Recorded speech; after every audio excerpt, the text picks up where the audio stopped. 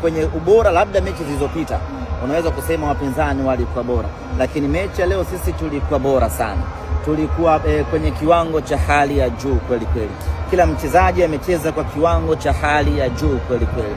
Ni kukosa nafasi za wazi ambazo tumezitengeneza ndizo ambazo zimetufanya leo tuondoke kwa tofauti ya goli moja, lakini all in all sisi timu tunayo, na hapa ni kwenda kuongezea kidogo tu, hasa kwenye eneo la umaliziaji. Twende tukafanye vizuri kwenye michuano ambayo iko mbele yetu. Mmeboresha kwenye safu hiyo ya ushambuliaji, mna Soa ambaye hajapata nafasi, lakini mna Selemani Mwalimu. Mnaona mkija kufanya vizuri kwenye ligi pengine? Ya, bila shaka Soa leo hakupata nafasi ya kucheza kwa sababu alikuwa anatumikia adhabu yake ya kadi nyekundu, lakini tumeona kiwango cha Selemani Mwalimu alipoingia amefanya kazi kubwa kweli kweli.